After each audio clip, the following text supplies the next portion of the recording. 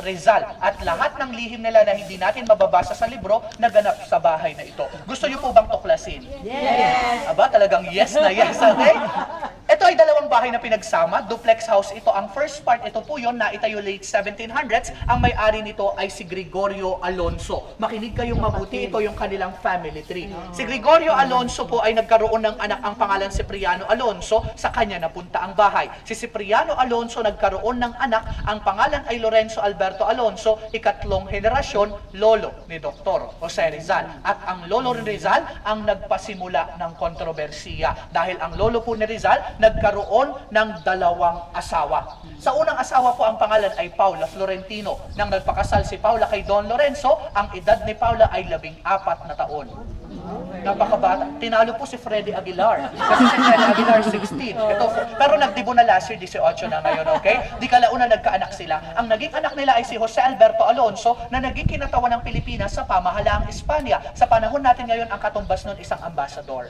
Okay? Inuulit ko po, ilan na napangasawa ng lolo ni Rizal? Dalawa. Ikalawang napangasawa si Brigida de Quintos. Isa sa kanilang naging anak, si Teodora Alonso. Sa makatuwid, si Teodora Alonso ay nag-exist sa ikalawang pamilya, which is hanggang sa ngayon po, that's the first issue kasi may mga grupo pa rin ng tao, pinaglalaban nila yung pagiging anak sa labas ng nanay ng ating pambansang bayani na hindi naman daw po naituro sa atin.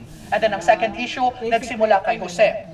Si Jose Alberto Alonso po ang nagmana nito at nung pinagmayarian niya, nagkaasawa siya. Ang pangalan, Teodora Formoso. Kaya lang si Teodora Formoso, dahil isang representative yung kanyang asawa, naiiwan siya dito lagi mag-isa, malungkot, nangungulila. Yes, dala ng kanyang kalungkutan, nagkaroon siya ng lihim na karelasyon. Ang kapitan ng mga Guardia Civil that time sa Binyan, at ito po ay isang Espanyol. Ngayon pinag-usapan dun sa lugar dahil sikat yung pamilya nang makarating kay Jose ang balita na yung kanyang asawa ay may kalaguyo dito sa bahay o sa Binyan. Dali-dali siya umuwi ng kanilang tahanan. At nang madatnan dito si Teodora Formoso, sa palagay nyo, ano ang kanyang ginawa sa kanyang asawa? Pinatay? Hindi. Sinampal, sinaktan, binugbog. Ganito po ang nangyari. Nang madatnan ni Jose si Teodora Formoso sa bahay na ito, ang kanyang ginawa, ma'am and sir, Umiyak siya. ituloy natin ang kwento sa kwarto kung saan naganap ang lahat. Okay? Parang military.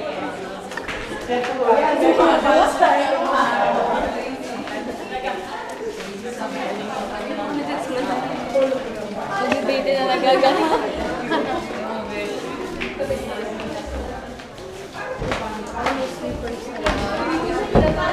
Nabirol niya sa ating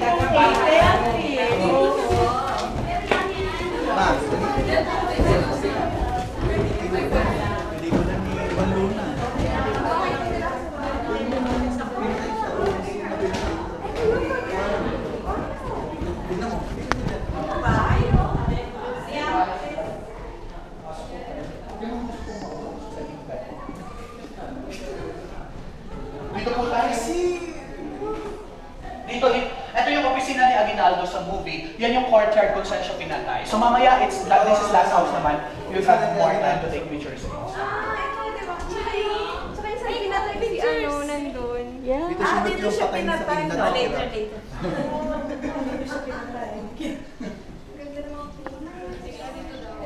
Sa kwarto, yung pintuan sa baba, di ba yung tinuro ko sa inyo, original yun. Tapos lahat ng pintuan ito, yung taas, yung ito kung nasa side na to, original po yun. Tapos yung hagdanan, yung steps niya, yung tinapakan natin, original yun. Tsaka yung pinakahawakan. Ito pong dinding, ayan, kaya napansin nyo may mga numbering. Kasi that's the process of dismantling. Bago po yung i-dismantle, pinipicturean mo yung kanina numberan para alam namin kung saan siya diba?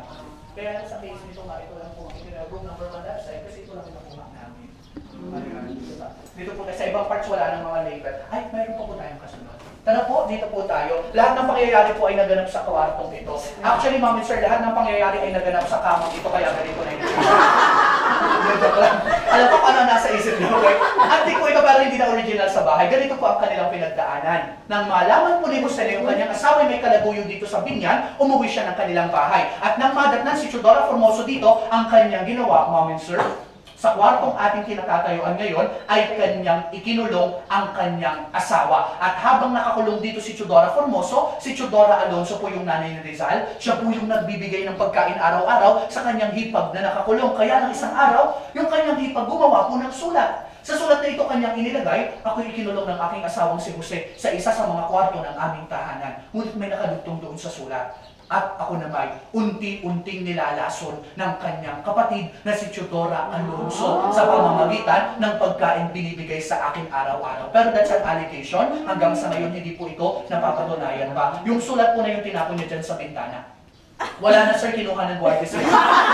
Kinuha ng Guardia Civil, binigay sa kapitan. Eh di ba po yung kapitan ng Kalaguyo na nakakulong? Mabilis kong naipadampot noon dahil sa sulat mabilis na ipadampot na ipakulong ang magkapatid na si Jose at si Teodora Alonso. Pero habang nakakulong sila noon ay may isang okasyon. Ang panahon pandangal sa okasyon ay ang Gobernador General ng Espanya. Di ba Spanish era that time? Sakop tayo ng mga Kastila. Nagkataon po, sa okasyon nandoon ang gobernador, may bata pong babae na magaling sumayaw. So ngayon sa bilid ng gobernador doon sa bata, ang ginawa niya, kinausap niya yung bata. At ang kanyang sinabi, Iha, kapalit ng galing mo sa pagsasayaw, sabihin mo sa akin kung ano ang gusto mo. Parang yun nasa Bible, no? Pero gano'n na nangyari sa dokumentaryo ni Howie Severino, gano'n ang nangyari sa kanilang pamilya. Eh hindi po alam ng gobernador na yung batang kanyang kinakausap doon sa okasyon ay ang mismong bunsong anak ni Teodora Alonso, si Bea Alonso.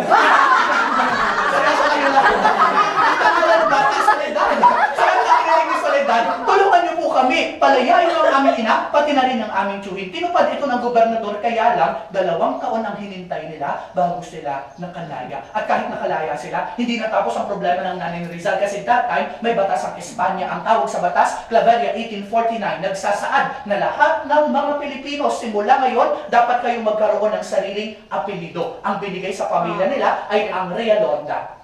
Kaya po sila may Realonda. Ito ang kanilang Filipino surname. Kaya lang isang araw, nakalimutan pong isama ni Teodora Alonso sa kanyang pirma yung apelidong Realonda. Nung makita to ng Spanish government, inakalit ang babaeng ito ay matigas ang ulo at hindi sumusunod sa nasabing batas. Sa ikalawang pagkakataon, pinadampot siyang muli. Pero this time, hindi na po siya ikinulong. Ang ginawa sa kanya, pinaglakad po ng 50 kilometers mula Binyan, Laguna hanggang Santa Cruz, Laguna nang walang suot. Nasabing sa paa po, relax na. Ay, during that time, si Rizal 10 years old lang. Nakita niya yung kanyang nanay, paano pinaglakad, pinahirapan. So, na nagkakaat, sa tumatakbo sa kanyang puso't isip.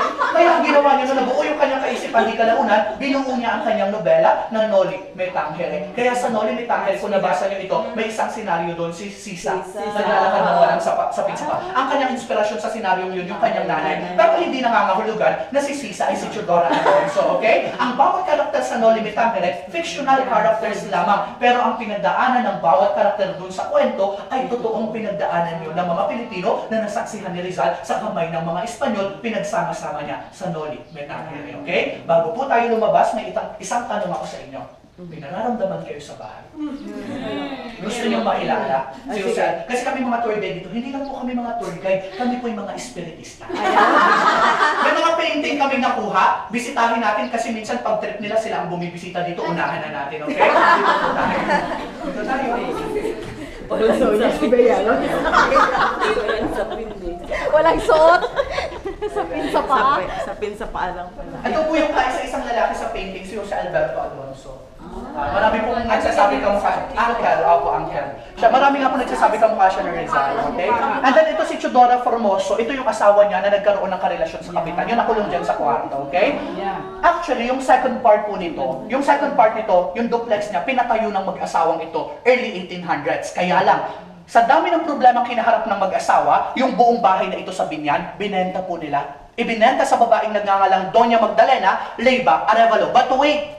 There's more. Nagkaroon ng twist. Si Magdalena na bumili ng bahay mula kay Jose Alberto, nagkaroon siya ng anak ang pangalan Isabel. Sa kanya po napunta ang bahay. Si Isabel di kalauna nagkaroon ng anak ang pangalan Doña Pilar, sa kanya po ipinamana ang bahay. At nang si Doña Pilar ang nagmay-ari ng bahay di kalaunan, nagkaasawa ito ang pangalan Zoilo Alberto. At si Zoilo Alberto ay pamangkin po nito na nagbenta ng bahay na si Jose Alberto Alonso. Sa makatuwid, napakaliit na mundo dahil umikot, bumalik sa pagmamay-ari ng Alberto ang bahay na ito. Kaya lang Santos ay naging parte lang ng palengke. Kaya ngayon po sa Las Casas, ang main purpose po kaya ito tinayo, ito po gagawing museum para kay Dr. Jose Rizal to bring back the glory. And then yung second part po nito, Italian restaurant na tinawag na La Bella Teodora. Ang ibig sabihin nito, may beautiful Teodora. Pinangalan sa nanay ni Rizal na si Teodora Alonso. Ang tawag sa kwento ng pamilyang ito ay history. Chismis noon, history na ngayon, okay? Dito po tayo. Ma'am and sir, this is the last part of our tour. Kung familiar nga kayo sa bahay, dito po kinuhanan yung General Luna, dito po siya pinatay. Yung courtyard, yung bintana, kaya dyan po lahat po na eksena ng General Luna doon sa Death Scene, dito po yung kinuhanan.